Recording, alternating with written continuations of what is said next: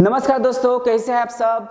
दोस्तों आज हम एक नई कंसेप्ट लेके आए हैं और उसमें आज हम डिस्कस करने वाले हैं use of fairly and use of rather. इन दोनों में क्या फ़र्क होता है। देखिएगा दोस्तों, एग्जाम में हमें रैदर की जगह फेयरली करके आता है और फेयरली की जगह रैदर करके आता है, तो दोनों के जो मीनिंग होते हैं वो अलग अलग होते हैं। दोनों का जो यूज होता है वो भी अलग अलग होता है। बट ये जब हम यूज करते हैं तब हमें मालूम होना चाहिए कि फेयरली कहाँ पर यूज होना चाहिए, किसके पहले यूज होना चाहिए, और रैदर का भी मीनिंग हमें मालूम होना चाहिए, वो भी किसके पहले यूज होना चाहिए, ये हमें पता होना चाहिए। अब देखते हैं दोस्तों कि फेयरली का मीनिंग क्या होता है। Fairlie is use in the sense of at a moderate degree or moderately before good qualities expressing adjectives और adverb। देखिएगा दोस्तों, ये जो फेयरली होता है, ये फेयरली हमेशा गुड क्वालिटीज एक्सप्रेसिंग एडजेक्टिव और एडवर्ब के पहले ही यूज होता है। और इस फेयरली का मीनिंग होता है अच्छे तरीके से, निष्पक्ष रूप से या न्यायपूर्वक। और ये किसके पहले यूज होनी चाहिए, तो ये यूज होनी चाहिए गुड क्वालिटीज एक्सप्रेसिंग एडजेक्टिव और एडवर्ब के पहले।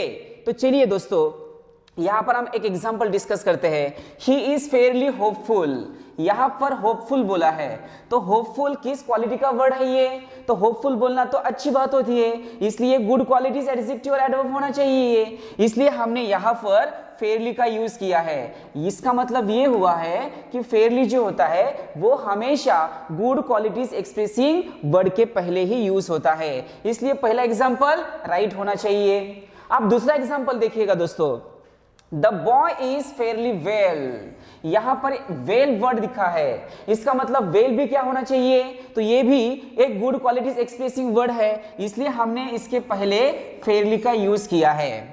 और तीसरा एग्जांपल देखिएगा दोस्तों, यहां पर फेयरली के पहले हमने अ का यूज किया है, इसका मतलब ये हुआ कि फेयरली के पहले अ का यूज हो सकता है, यानी यहां पर हमने फेयरली यूज किया है और उसके बाद लवली बोला है, इसका मतलब लवली भी ये वर्ड कौन सा होना चाहिए, गुड क्वालिटीज एक्सप्रेसिंग वर्ड होना चाहिए, इसलिए हमने लवली के पहले फेयरली का यूज किया है। ये देयरफॉर पहला एग्जांपल राइट होना चाहिए, दूसरा भी और तीसरा भी यूज होना चाहिए। तो ध्यान में रखिएगा दोस्तों, फेयरली के पहले अ का यूज हो सकता है। आया समझ में। तो चलिए रैदर के बारे में डिस्कस करते हैं। Rather is used in the sense of at a moderate degree or moderately before bad qualities expressing adjectives और adverb। आप देखिएगा दोस्तों, यहां पर भी वही मीनिंग दिया है और यहां पर भी वही मीनिंग दिया है, बट rather का मीनिंग क्या होता है, उचित तरीके से।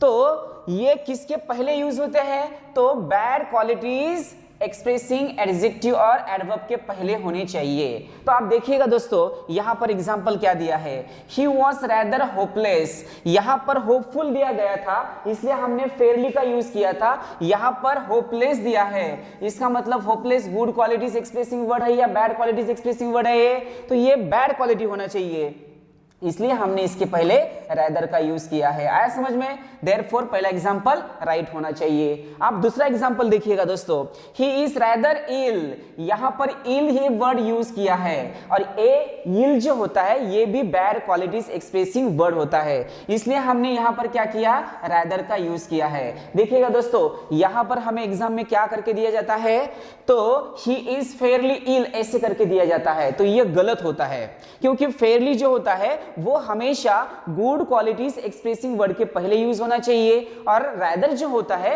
वो हमेशा बैड क्वालिटीज एक्सप्रेसिंग वर्ड के पहले यूज होना चाहिए। देयरफॉर सेकंड एग्जांपल भी राइट ही होना चाहिए। आया समझ में। आप तीसरा एग्जांपल देखिएगा दोस्तों, अ रैदर डिफिकल्ट प्रॉब्लम, यहां पर डिफिकल्ट वर्ड है, ये भी बैड क्वालिटी एक्सप्रेसिंग वर्ड है, इसलिए हमने क्या किया है, रैदर का यूज यहां पर किया है।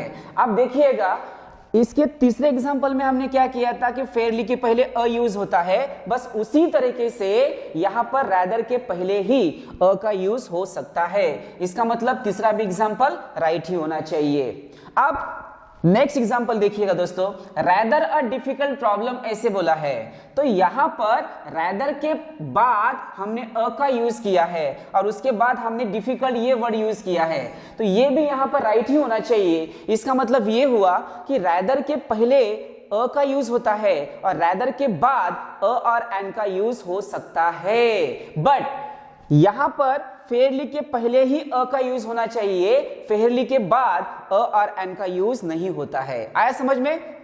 तो ये दोनों में फर्क होता है दोस्तों।